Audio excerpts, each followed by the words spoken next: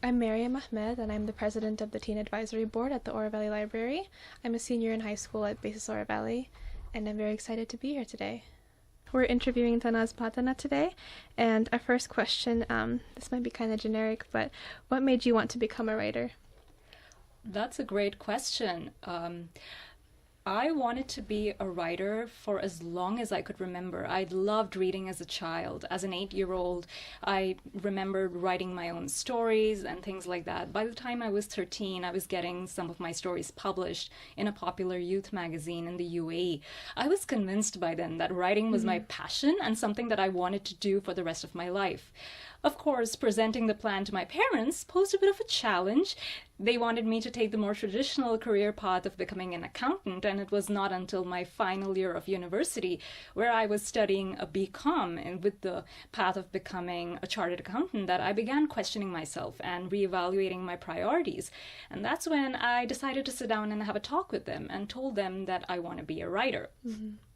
I'm Sarah Adagata from Basis Oro Valley. I'm in 7th grade. Do you think writing to you was as art was to Susan? In the book, her parents were very restrictive over it for her. Do you think it was similar? It was absolutely similar for me. Susan's journey is very similar to mine in that sense. Now, I was terrible as a cartoonist. As a child, I became a writer because I flopped as a cartoonist. But so that's why I gave her this talent of being an artist.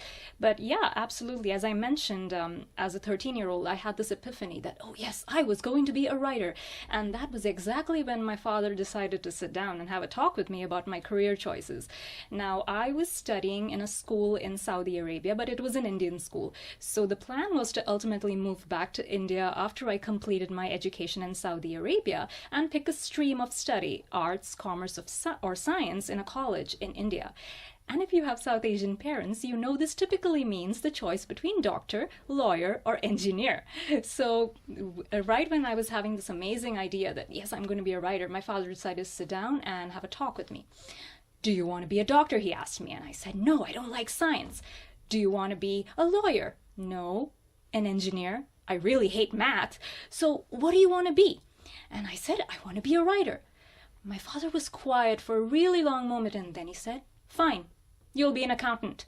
And that was it. It was decided, and for the next few years, that's exactly what I was doing. So definitely my issue was the same with my parents. And I think, family ties are so important in South Asia that, especially when I was growing up, I remember that as a child, if I did something wrong or if I made a mistake, grown-ups would say, oh, her parents didn't raise her right, or that her parents spoiled her. And usually whatever failure or success that the child did was reflected on the parents. So if you chose a non-traditional career path and that didn't work out, your parents would be, facing a shame as well. So that was one of the reasons why I stuck to accounting for so long. I just had another question. I myself am going to college as well, and I know that a lot of people my age have a lot of struggles with figuring out what they want to do in college, and you had that even though it took you a while to eventually solidify writing as a career, do you have any advice for those people that are kind of shaky in what they want to do in the future, or that are struggling with following what they want to do and struggle between what their parents or what their family members want them to do?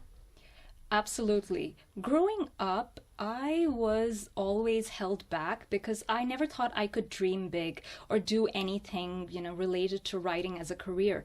My fear of failure held me back, and my fear of disappointing my parents held me back. So an advice that I would give is that failure is not final, and neither is fear. If you have a dream and it's something that makes you really, really happy, go for it. It will come true at some point, even if it will take you maybe 12 years the way it took me. I'm Juliana Schroeder. I'm a freshman at Basis Oro Valley. So did you have a specific writing schedule when you were creating both of your books? I had a schedule, and I still have that schedule.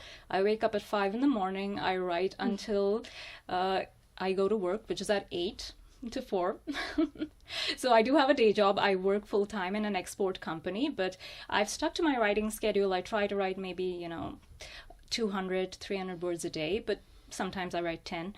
So it really depends on what I can get done. But I've seen that in this sort of business, it's really a marathon. You have to keep on going slowly, step by step, step by step. It's a gradual build. So as long as you're getting words in and you're doing well, sometimes I write even 2,000 words in those slotted hours. And do you think it's important to have a schedule, or do you think you should just write when you want? If I wrote when I wanted, I would have not completed those books. I can tell you that much. You should absolutely have a schedule, because discipline is what will really, really make the difference between success and failure when it comes to writing.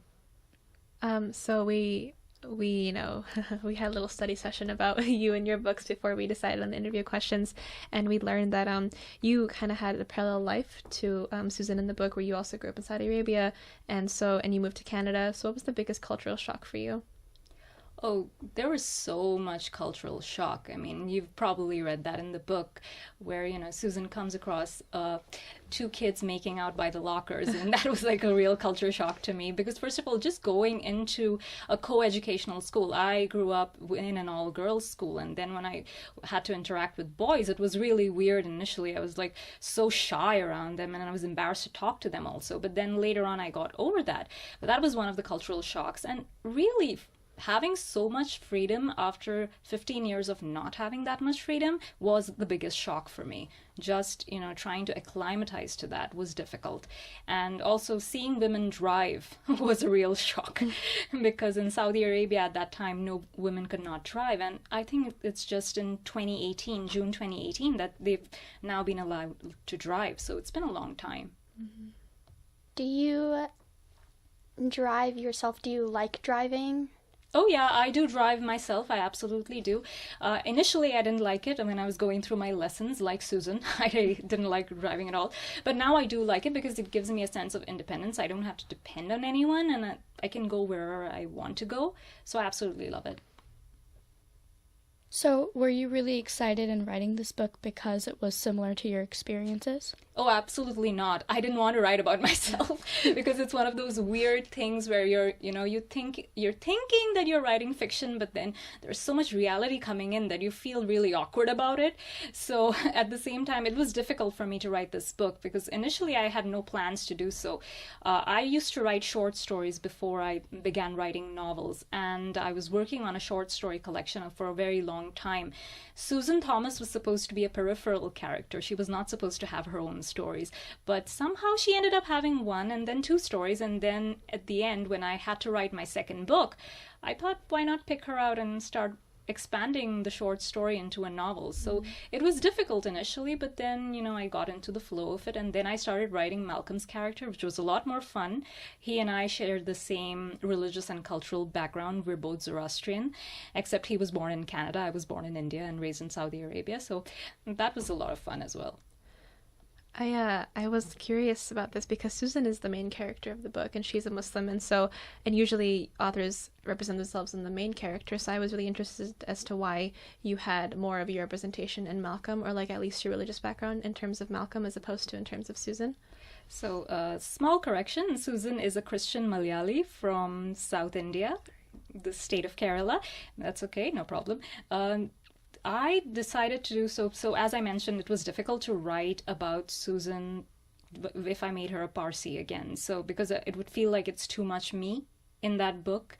And so I kind of wanted to distance myself to be able to tell a more authentic story. And so that's why I gave her a little bit of a different background. I also gave her a different family setup than mine. My parents are in a very loving relationship. She had her parents go through some real difficulties. So I kind of had that going on. But at the same time, I do want to write about more Zoroastrian characters, which is why exactly I put Malcolm in the book, because my first book was a little more intense in terms of, even though I had Zoroastrian representation there, for this one I kind of wanted to bring out the lighter side of life, and I wanted to show that we're not too serious. Mm-hmm. How was writing The Beauty of the Moment different from A Girl Like That? Oh, it was really different because I was not pulling out my hair crying half the time. I was that book was intense. It was difficult to write. Beauty of the Moment was so much lighter. It was a lot of fun. It also made me think back to high school and all the people that were there, and just going back to those days. It was just a lot more lighthearted, and it was just a lot of fun to write these characters. So in the book, Susan is really dependent on art and Miss Nguyen is her teacher. Do you think art or just any hobby should be more directed by a teacher or a mentor, or do you think it should be more of a creative thing? I think mentors can help you in any kind of art, because when you're trying to improve on something, you need some sort of guidance or some sort of critique to help you go in the right direction. I guess what her teacher tells Susan in the book is that you need to learn the rules first before you break them. And I think that's the most important part about any kind of art, that learn what's out there already, learn what's going on, and then decide how you want to twist things to suit yourself. That's when you be creative. Who do you think is your audience by writing this book? Oh, this is definitely for teenagers, so I hope at least it's going to be for teenagers, because it's set in high school, and both of my protagonists are teens. So who do you think that you're inspiring by writing this? I hope that teens who read this book will identify with the fears that both Susan and Malcolm face over the course of the novel, but also be inspired to overcome those fears and then pursue their dreams and navigate life and really learn to be happy with themselves. Because I think a great part about love is about loving yourself and being happy with who you are. So if you're happy with who you are, I think you can be the best person you can be, and you can even be in a great relationship with someone else. So, a little more of a fun question. What is your favorite food, and do you believe there's only one way to cook it?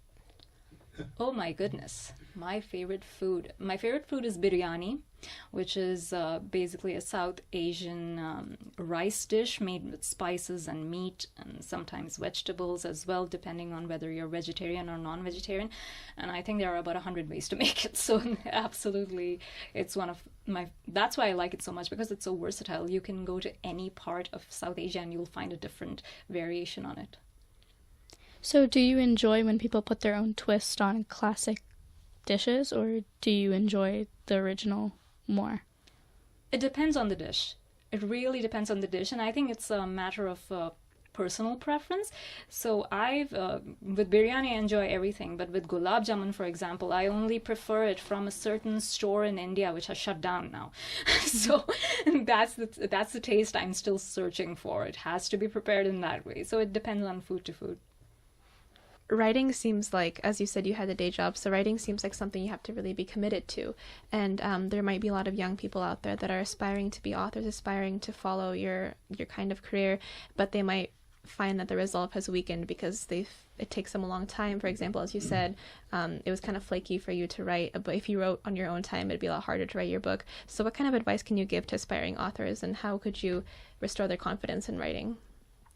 I say that if writing makes you happy, it doesn't matter what you're writing. It doesn't matter if you're writing fan fiction. It doesn't matter if you're writing, poetry or nonfiction, or just you're writing novels. At the end of the day, look toward that. Is it making you happy? Then don't worry about getting published.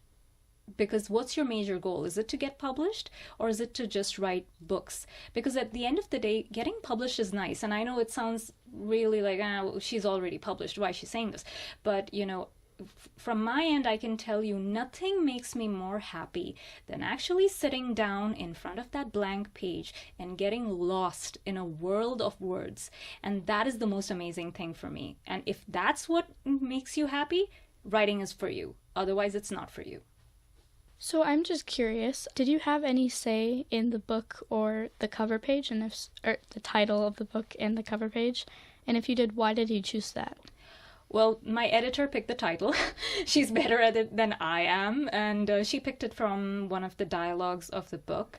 And it's mainly because Susan is afraid constantly to live in the beauty of the moment, and Malcolm lives through life without stopping to enjoy its beauty. So I thought, oh yeah, that actually fits the title, the book much better than the title I had picked initially. It was Last Days, First Days.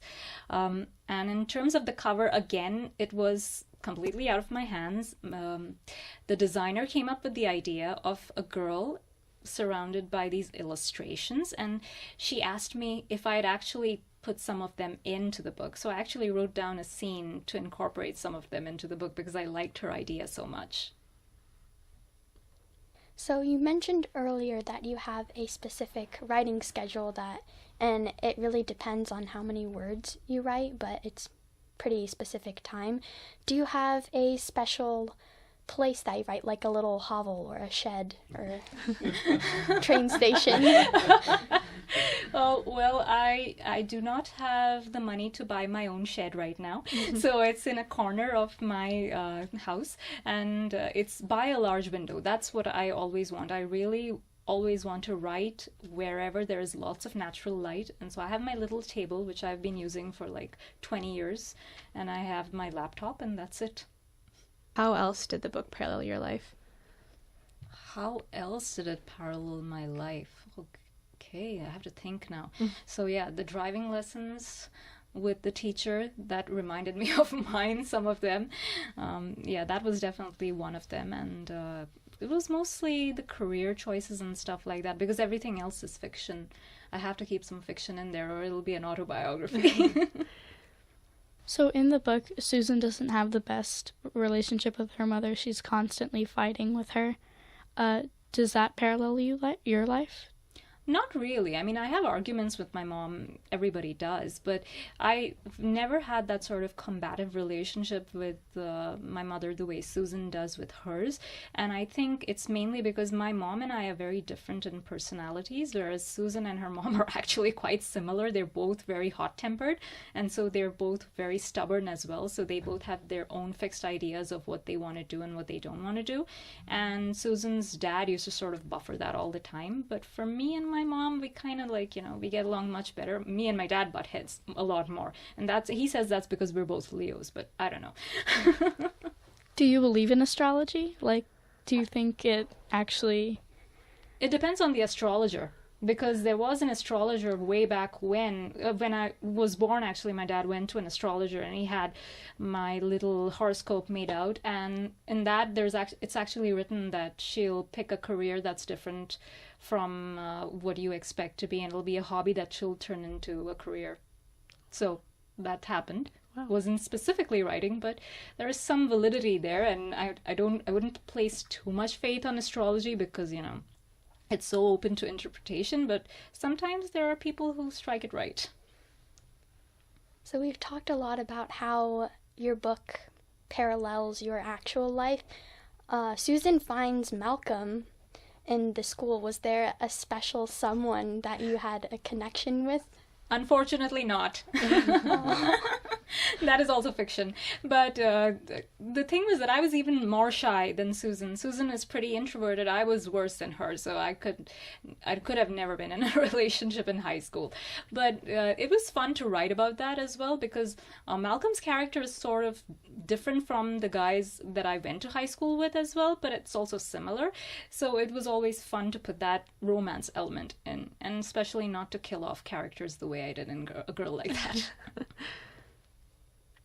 This is also kind of a fun question, but as we were going over interview questions again, we also had a debate on how to correctly pronounce the word shawarma. So how would you pronounce the word shawarma? Shawarma. Shawarma, okay. There you go. We did have very intense debates about this. Well, in Saudi Arabia, that's what they call it. In Canada, they'll call it, no, in India, they'll call it shawarma, and then what do they call it shawarma, with the little accent on the R. So it's kind of fun to hear everybody's variations. Mm-hmm. We've talked about a lot of parallels, but are there any major contrasts? Oh, absolutely. In terms of my parents' relationship and Susan's parents' relationship, that's very, very different. my parents are in a very loving marriage, and they get along really well. And obviously, my dad and my mom both immigrated with me when we were coming to Canada. Actually, Susan's life, in a sense, contrasts mine in many ways, but it's also very similar to people who I know who live in Canada, whose parents, whose dad usually would drop off the family to live in Canada, and then they'd go back to high tax-free jobs in the Gulf, high-paying tax-free jobs in the Gulf, and they'd send back money. So it's a real sacrifice on the part of those families to live at that distance and be able to still maintain a relationship. And it's not like they're not successful, those relationships, but in this case there were other issues with Susan's parents. I have a whole backstory about them. But there are other issues in their case where it did not succeed. So in the book, Susan really wanted to go back. When you immigrated to Canada, did you feel the same way? At some points, yes, I did feel like I wanted to go back. But then, once I started living in Canada longer, the best thing about it was that it had a library where there were so many books. In Saudi Arabia, there were no public libraries. I had to save up all my money and go buy books from the bookstore over there. So for me, that was one of the things that I loved about Canada, and many other things, especially the freedom to go about on my own, to wear what I wanted to wear and not be policed or, be told that you shouldn't do this or you shouldn't do that. Even the schools were a little bit different in the sense that teachers really asked you for your opinion instead of, telling you that, oh, no, you're wrong. They would ask you for your opinion in Indian schools and then tell you, no, you're wrong. That's it. So that's something that I really liked about Canada. So I was doing a little bit of research on you, as we all have, and you seem to be a very accomplished writer in short stories, and the fact that you've written 2 books already. Is there a different type of writing that you would like to try that you haven't yet, and one that you want to stay away from? That's a great question. So people always ask me, what kind of books do you want to be known for? And I always say that I want to be known for the versatility of my writing. So my first book was very issue heavy, and it dealt with a lot of different topics. And my second book was a romance. My third book, which is coming out in 2020, is a YA fantasy duology set in a world inspired by medieval India. And that's something that I always wanted to do. So that's what I'm doing. I am very bad at poetry. I cannot do it. And science fiction is something that I'm still on the fence about because I'm not very good at science, so that's why I always stay away from it. But other than that, I think I'm actually going through most of what I want to do. Well, I have a fun other question that's completely random. What age would you like to live to?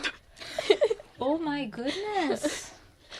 That's a great question. I'm going to say 102 right now because that's the number that came to my head. Nice. That was great. Absolutely fantastic job, everybody. This is my team.